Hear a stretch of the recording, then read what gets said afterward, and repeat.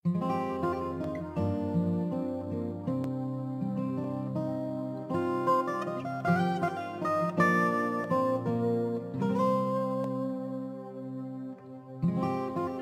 po sa mensahe na ituturo ko sa inyo ngayon, matutuklasan po ninyo ang reason kung bakit marami ang buhay na magulo at bumabagsak. Well, ituturo ko po ito para habang may panahon pa, ay mas solusyonan na po ito kaagad. Ganito po ito, ka-urgent. At ang isa sa mahalagang natuklasan po, kaya ang buhay ay magulo at hindi umaasenso ay, pakinggan niyo pong mabuti, ay ang hindi steady sa pagpili, yan ang pinakauna sa lahat, sa pagpili at pangalawa, sa pagsunod sa bawat tinuturo ng Diyos. Yan po, message na eh. Kahit ito lamang po ang maintindihan ninyo, na kaya marami ang hindi umaasenso ang buhay, ay gawa, may kinalaman ang ating pagpili at pagsunod sa bawat tinuturo ng Diyos. At ngayon po, bibigyan ko ng diin ng tungkol sa pundasyon o foundation na tinuro sa Bible para po ang buhay natin ay manatiling matibay at mabunga kahit ano pong bagyo o pagsubok ang dumating. Ganda po nun. Para bang kung meron akong pipiliin, tututok talaga ako dito. So, sa pag-aaralan po natin, gusto ko bigyan ng diin ang pinaka-importante na dapat ay pinipili. Pinipili po natin na maging matatag sa lahat ng oras. Okay? Lahat ng oras. Ito ay ang pinaka-pundasyon o foundation sa buhay natin. O foundation ng buhay natin. Pakinggan niyo po ang sabi sa 1 Corinthians 3, verse 11. Ang sabi po rito, for no other foundation can anyone lay than that which is laid, which is Jesus Christ. Well, sa Tagalog, ngunit kailangang maging maingat ang bawat nagtatayo, sapagkat wala ng ibang pundasyong maaaring ilagay maliban sa inilagay na. Walang iba, kundi si Jesucristo. Well, dito po sa binasa ko, pinapaalam sa atin na sa mundong ito, wala po tayong maaasahan na matibay na pundasyon, kundi ang Panginoong Jesus lamang. Wala na pong iba. Kung hindi po siya ang pipiliin, ang buhay natin ay parang bahay na madaling masisira. Madaling mawawasak kapag may dumating na bagyo ng pagsubok. Well, alam naman po natin na ang bagyo ng buhay ay hindi po maiiwasan or hindi mo pwedeng tanggalin sa buhay ng tao. Part po yan ng ating pagkatao dito sa mundong ito. Kaya itinuturo ng Panginoon na lahat tayo dadaan talaga sa bagyo at tinuturo niya po para hindi tayo bumagsak. So yan pong bahay na yan, o bahay po dyan, ay katulad mismo ng ating buhay. Ang sabi sa Matthew 7:24-27 in Tagalog, Ang sabi po mismo ni Jesus, kaya ang sino mang nakikinig, pakinggan niyo pong mabuti, ang sino mang nakikinig at sumusunod sa aking mga sinasabi ay katulad ng isang matalinong lalaki na nagtayo ng kanyang bahay sa pundasyong bato. Nang umulan ng malakas at bumaha at humampas ang malakas na hangin sa bahay, hindi ito nagiba. Dahil nakatayo ito sa matibay na pundasyon. Ngunit, ang sino mang nakikinig sa aking mga salita, pero hindi naman ito sinusunod, ay parang taong hangal na nagtayo ng kanyang bahay sa buhangin. Nang umulan ng malakas at bumaha, at humampas ang malakas na hangin sa bahay, nagiba ito at lubusang nabasak. Well, dito po sa binasa ko, maliwanag ang pinapakita ng Panginoon. Isa lamang po, ayon kay Jesus, ang tinatawag niya na matalinong tao. Wala na po dito na iba, kundi ang sinasabi niya. Siya ang tao na nagtayo o namuhay sa pundasyong bato. Yan po ang Panginoong Jesus. Siya ang tao na nakikinig at, huwag niyo kakalimutan yun, no? At sumusunod sa salita ng Diyos. Siya ang tao na tinatawag ni Jesus mismo na matalino. Siya ang tao na kahit anong bagyo sa buhay ang dumating, hindi siya babagsak. Si Jesus po ang nasabi niyan. Bakit hindi siya babagsak? Kasi nga, nakatayo siya sa unshakable ground. Yung firm foundation. Walang iba kung hindi ang Panginoong Jesus. Kaya kapag ang buhay po natin ay nakatayo, okay, hindi lang po nakatayo, ho? Ang buhay natin ay nakatayo at sinusunod po natin ang kanyang salita, kahit anong klaseng bagyo ang dumating, mananatili pa rin itong nakatayo.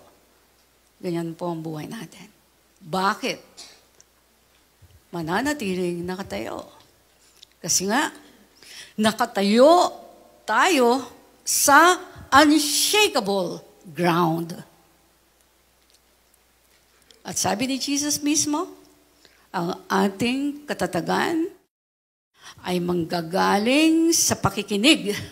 Again, sabi ni Jesus, ang ating katatagan ay manggagaling sa pakikinig at pagsunod sa kanyang salita.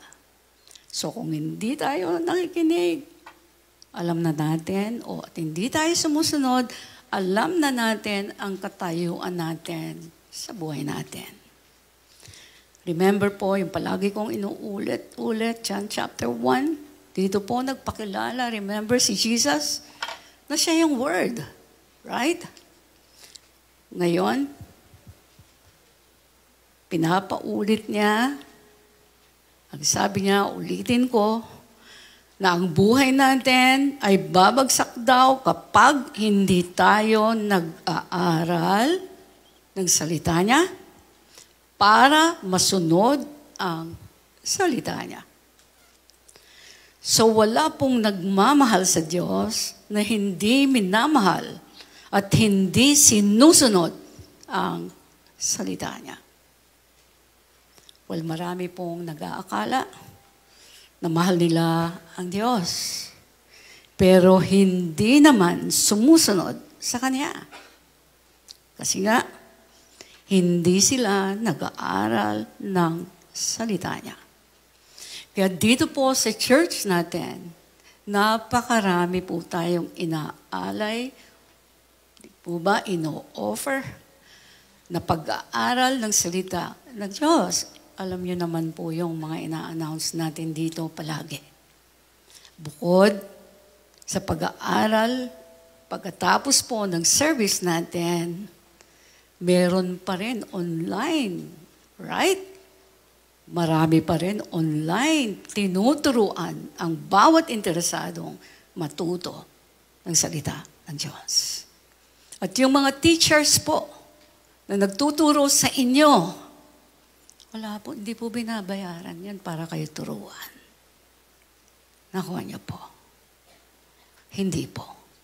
And this coming March, nag-offer pa tayo ng pangalawang service, right?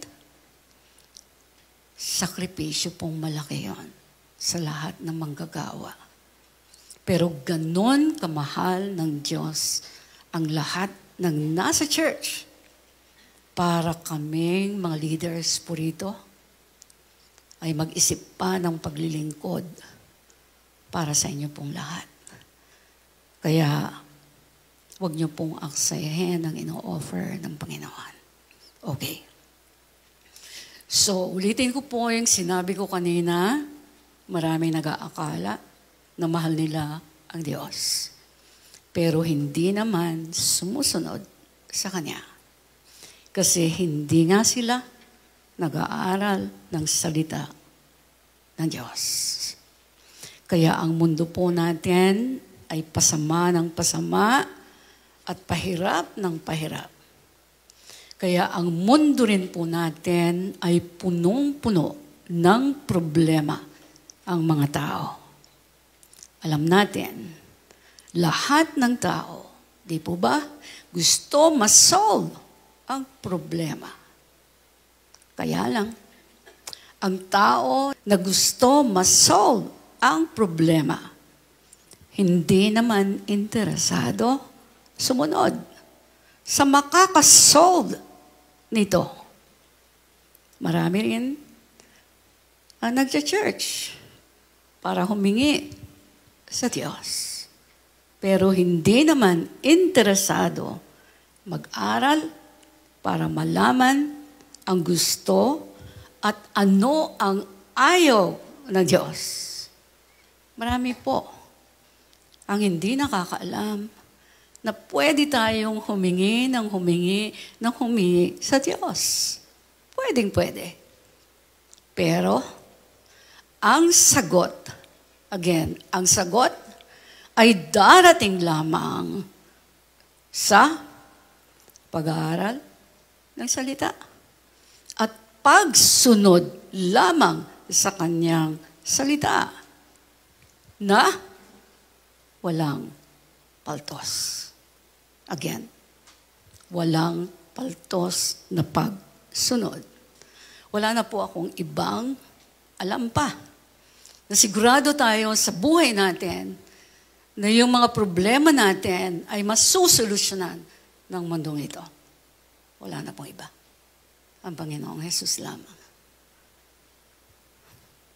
So, imaginein po ninyo, sa pag-aaral ng salita ng Diyos, malalaman natin, look at this, malalaman natin ang mga mali. Malalaman natin ang mga kasalanan na kinakamuhian ng Diyos. Kaya, kung hindi mo ito pinag-aaralan, hindi mo malalaman ang mga mali sa iyo. O sa atin, hindi natin malalaman. Well, sa pag-aaral po ng salita, nalilinis ang ating karumihan.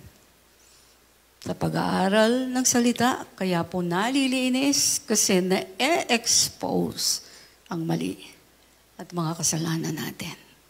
Kung hindi natin alam na madumi ang kasalanan, hindi po ito malilinis. Hindi rin malilinis ang takbo ng buhay natin.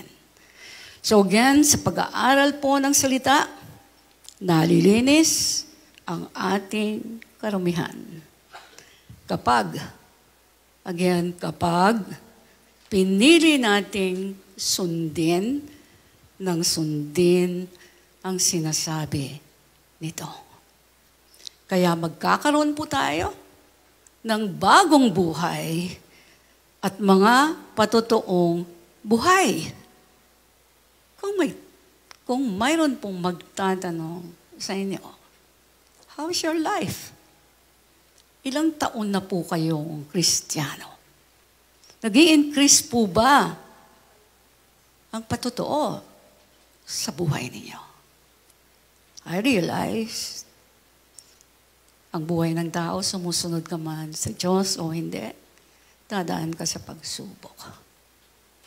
Ang diferensya lang ng sumusunod at saka hindi sumusunod.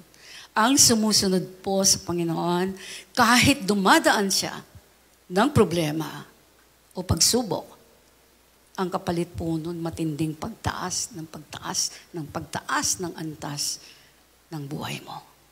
Samantalang ang hindi sumusunod, ang tawag po doon, hindi pagsubok ang darating, kung hindi palo or punishment ng Panginoon. Dahil mayroon tayong hindi sinusunod sa mga inuutos niya. Kasi karamihan sasabihin, tinetest ako ng Lord. Masasabi mo lang tinetest ng Lord ang faith mo kung sumusunod ka sa Kanya. Pero kung hindi ka sumusunod, result ito ng hindi mo pagsunod. Kaya hindi po matagpuan ng maraming tao ang tamang daan. Kasi mali ang paniniwala sa mga dapat ay natutunan ng matagal. Nakukuha niyo po. So, again, gusto ko pong ulitin. Kaya magkakaroon tayo ng bagong buhay at mga patotoong buhay kapag tayo po ay patuloy na sumunod lamang sa Diyos. Again, bakit nga? Kakaroon tayo nito, bagong buhay at mga patotoong buhay. Kasi nga, sumusunod tayo sa Panginoon. Kaya nananatili tayo na nakatayo sa matibay na pundasyon. Yan po ay nakikita natin sa salita ng Diyos. Na si Jesus mismo ay nagpakilala, remember? Na siya yung Word. Siya yung foundation, siya yung Word, siya yung salvation, lahat po ng kailangan natin. Nasa Panginoon, at ito ang hinahayag niya sa kanyang salita. Kaya niliwanag mismo ni Jesus na sino mang nakikinig, sino mang sumusunod sa kanyang mga sinasabi, ay katulad daw ng isang matalinong lalaki na nagtayo ng kanyang bahay sa pundasyong bato. Sabi nga niya, kahit umulan ng malakas at bumaha, at umampas pa ang malakas na hangin ng pagsubok o anumang pangangailangan, hindi po tayo babagsak. Bakit po?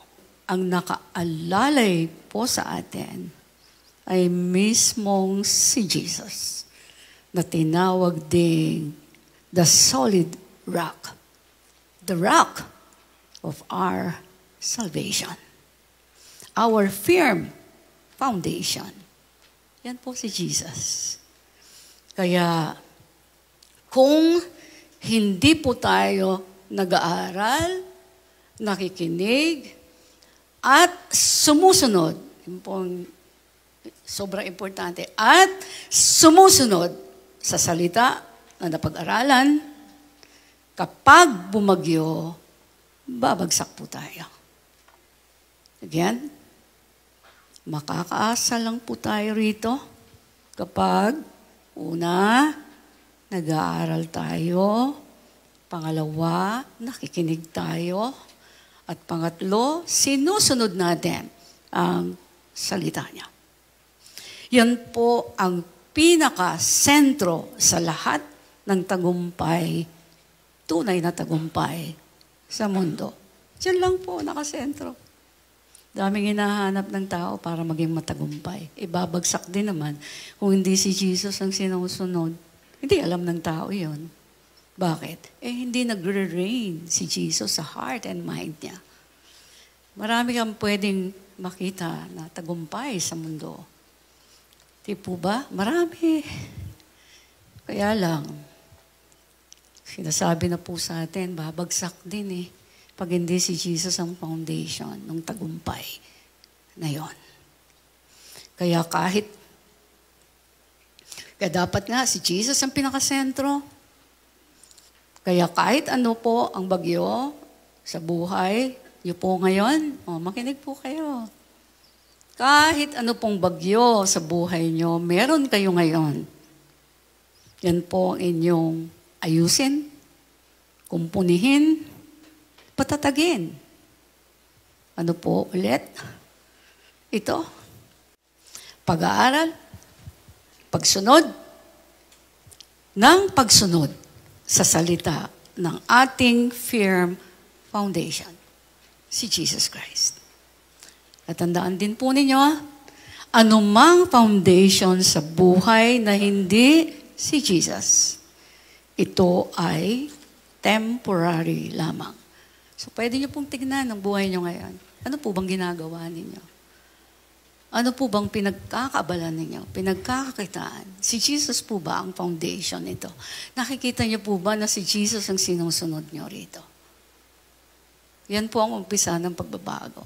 Pag nakita niyo, hindi si Jesus ang firm foundation, kung saan man kayo umiikot, nagtatrabaho, gumagawa, ibig sabihin, yung buhay niyo po, madali ring bumagsak. Okay, temporary lamang ang lahat. Okay.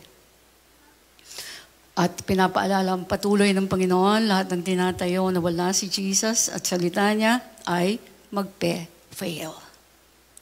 Bakit po? Kasi nga si Jesus Christ lamang ang eternal foundation that can never be shaken. Siya lang. Kahit magkagulo lahat. Kung si Jesus ang sinusunod mo, diretso lakad mo, firm ang foundation mo, hindi ka babagsak. Pwedeng may pagsubok, pero mananatili kang nakatayo para sa matigas, nakatayo ka sa matigas na pundasyon. Praise God. Okay, 1 Corinthians 3, verse 11 in Tagalog. Again, napakaganda po nito. Sapagkat wala ng ibang tunay, meaning wala ng ibang pundasyong maaring ilagay, maliban sa nailagay na. Walang iba, kundi si Jesucristo. Tandaan po ninyo, ang pundasyon hindi tinatakasan. Napakaganda po nito. Tandaan po ninyo, ang pundasyon hindi tinatakasan o nilalaktawan. Hindi tayo humihiwalay sa pundasyon. At kahit ano po ang itatayo natin ay babagsak kapag, tandaan niyo po ito, kapag hindi ito nananatili, nakatayo sa matibay na pundasyon. Wala po tayong makikitang building na humihiwalay o umiiwas, right? Sa pagpapagawa ng foundation. Kung gusto niya, maproteksyonan ang pinapatayo po niya. Tama po ba? Inuuna yung foundation palagi So, ganyan din po ang role ni Jesus sa buhay po ng tao. Kaya ipinapaalam niya na siya ang kaisa-isang foundation na hindi babagsak. Well, naniniwala po ba kayo dyan sa sinabi kong yan? Siya lang. Yung foundation na hindi babagsak kahit anong bagyo ang dumating sa mundo. But look at this, yung pinapakita ng Panginoon. Marami naman naniniwala dito. Si Jesus ang firm foundation. Pero may dinugtong siya Pero, yun pero May pero. Pero, bakit ang tao? Ang sabi niya. Kahit nagpakilala na siya, meaning si Jesus, na siya ang firm foundation. Nagpakilala siya, right? Na nasa kanya ang lahat. Hawak niya ang lahat. Siya ang may-ari ng lahat. Pero, palagi pa rin tumatakas, palagi pa rin umiiwas, nakilalanin siya at sundin. Tama po ba? Ayaw manatili na sumusunod sa gusto niya. Pero palagi namang nanghihingi sa kanya. You see, mga kapatid, ang sabi niya, pinaalala niya sa akin, kasi sinasabi ko po sa inyong lahat. Sabi niya, tinatakasan siya sa pagsunod sa kanya. Pero gusto naman ang pagpapala at protection niya. Yan po ang dahilan. Kaya magulo, masama, at naghihirap ang maraming tao. Imagine niyo po lahat ng klase ng pagpapala. Kung gaano kamahal po ng Diyos ang tao, hanggang sa pag-aalay nga niya ng buhay niya sa cross. Para po tayo ay matubos. Tayong lahat, matubos sa kasalanan. Pero, ang tao lumalayo pa rin sa kanya. Di po ba? Hindi pa rin interesadong sumunod sa kanya ng walang hintuan. Hindi ko po iniwanan yan. Walang hintuan. Well, ganun pa man. Tingnan po ninyo ang kabutihan ng Diyos. Sabi ko nga, ganun pa man, nagpadala na naman ulit ngayon ang Panginoon ng mensahe pong ito. Ito pong dinideliver ko ngayon. Para ano po? Para mabago ang maraming mali na hindi napapansin o hindi pinapansin ng mga tao. Bakit po? Kasi ganun niya nga tayo kamahal. Lahat. Kahit maraming hindi pumapansin sa Kanya, sinaramdaman ko po yan. Habang ginagawa ko to. Sumisingit palagi ang Lord. Sabihin mo, mahal ko sila. O, seryoso message mo. Sabihin mo, mahal ko sila. Or else, hindi nila maririnig ito. Or else, hindi ako tatayo rito. Yun ang dahilan. Mahal ko sila. Sabihin mo sa kanila. Mahal ko sila. Hinahabol ko sila. Diba? Wala namang bayad po ito. Pero buhay. Nasalita po ito. Nakuha niyo po. Ganon tayo kamahal ng Panginoon. So gusto niya, lahat tayo mapabuti. Yun lang ang gusto niya. Pero bakit tayo? Parang nakita ko nga sa Bible, habang pinag-aaralan ko to, ang dami-daming sinabi ng Lord na parable, ang daming kawikaan, ang daming para lang makasunod po tayo. Lahat ng bagay, ginawa ng Panginoon, sinabi niya, para maakit lamang tayo, sumunod sa Kanya. Pero isa lang ang target lagi ng tao. Pagpapala. Pagpapala. Tama po ba? Pagpapala. Ano makukuha ko? Pagpapala. Ano? May pagpapala ba dyan? Right? Sa maririnig ko ba? Kaya ang paborito po ng tao, marinig na mensahe. Blessing. Blessing. Boring naman yung pastor na yan. Panay kasalanan ang laging sinasabi. Ang hirap ng tinuturo ng pastor na yan. Wala po akong magagawa. Ito yung calling ko eh. Sabi ng Lord, talakayin mo, hindi masyadong tinatalakay. Hindi po ito madali. Mas madaling magtalakay ng pagpapala ng Diyos. Sobrang dali. Tapos ang tao, matutuwa pa sa'yo. Sabi nga ng Lord, sabihin mo, walang pagpapala kung di sila susunod. Idiin mo yan. Ang dami-dami ng message, panay blessings, okay din naman kasi galing din sa salita ng Panginoon yon. Pero, sabi niya, sabihin mo, Emerita, hindi mo nakuha yung mga blessings na natatamasa mo ngayon. May ginawa ka may ginawa ako sa'yo. Sabihin mo sa kanila. Kaya alam mo ang sinasabi mo. At may patunay din ang Diyos sa buhay ko. Nakuha niyo po. So damahin niyo lang po habang magpapatuloy ito. Damahin niyo. Sabihin niyo sa sarili. Punin niyo. Grabe ang pag-ibig ng Lord sa akin. The very word na naririnig ko, sabihin niyo sa sarili niyo. The very word na naririnig ko. Kasi mahal ako ng Lord. Diba? Sobra akong love ng Panginoon. So, pakinggan niyo po yun. Isa lang po talaga yung nakakita kong matindi rito. Gusto niya mapabuti tayo. Kaya ang mali sa atin, ine-expose niya para mapabuti tayo. Yung mali, maging tama. Yung masama, maging mabuti. Yan po yung message dito eh. Di po ba? Kaya pinapadiinan po niya ngayon ang kahalagahan na siya, tandaan niyo to, yung word, siya palaging first dapat. Sulat yun, palaging first sa lahat ng bagay. Pag hindi siya naging first, dami nang papalya sa buhay. Tandaan niyo po yan, kung hindi siya ang first. At yung first, by the way, binabantayan po yan, ho.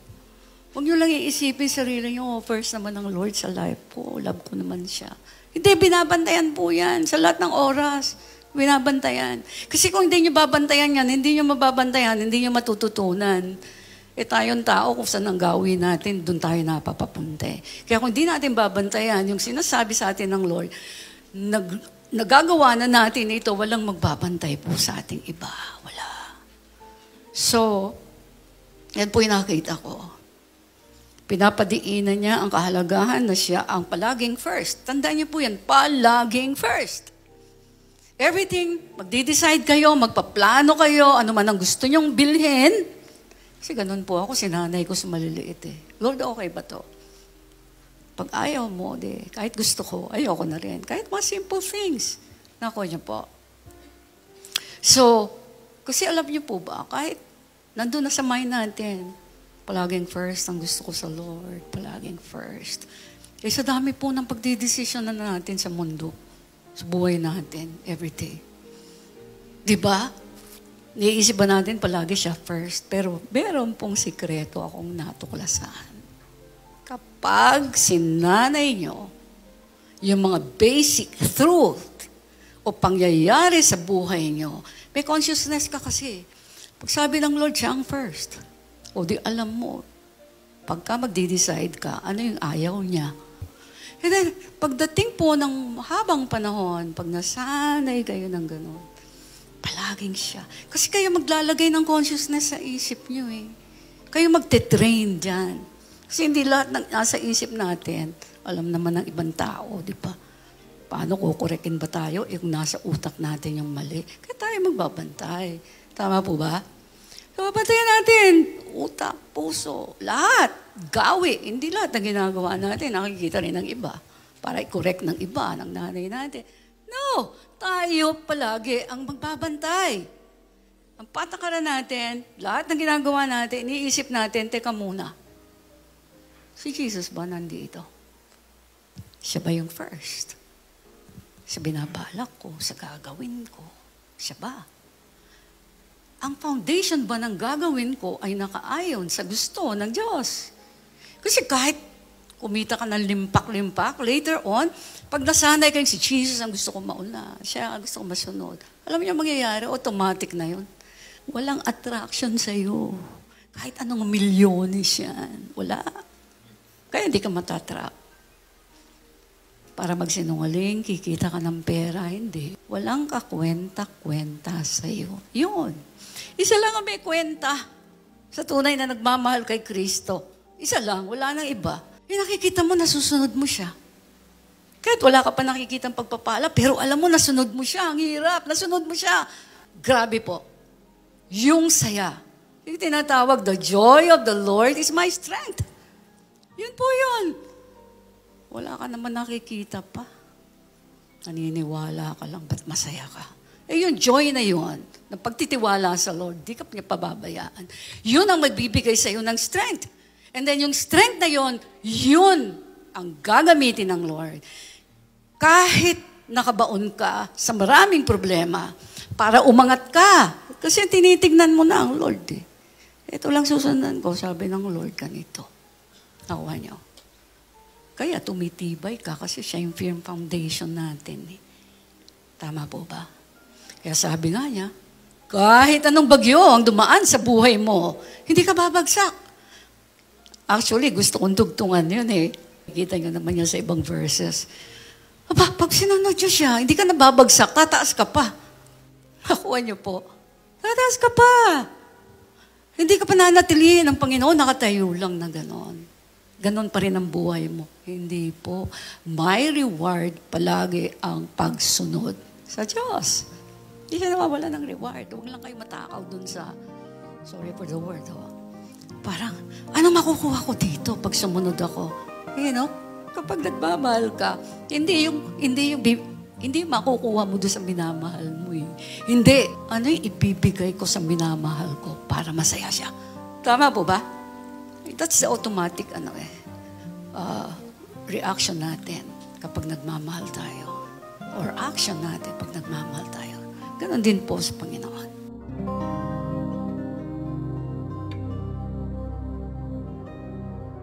Hello and welcome to Trumps Go. Trumps Go is an acronym for the Rock of My Salvation Global Outreach that fits our purpose statement perfectly. To go into all the world and preach the good news to everyone. Matthew 28:19. Therefore, go and make disciples of all the nations. Founded by Pastora Emerita Barqueros in 2001, the Rock of My Salvation is the media ministry of the Church of Jesus the Sovereign Lord.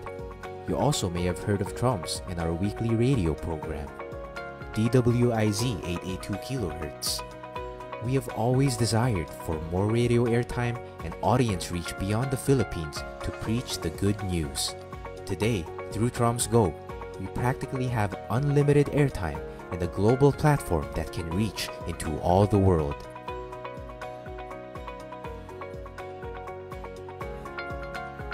To accomplish our mission, Pastora Emerita is taking the preaching of the gospel to another level. We are excited to invite you to join the Trumps Go community.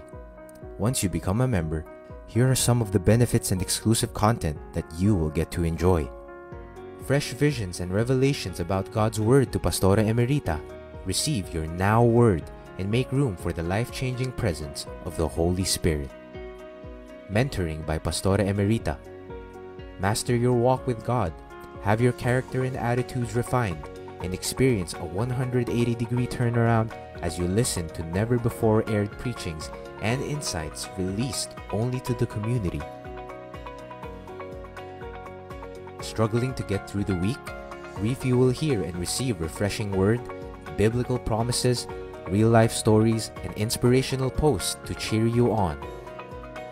Get an inside look as Pastora Emerita takes you behind the scenes of the making of her messages, her own lifestyle of worship, her journey as a pastor and a mom, and learn her secrets that led her to true success in life.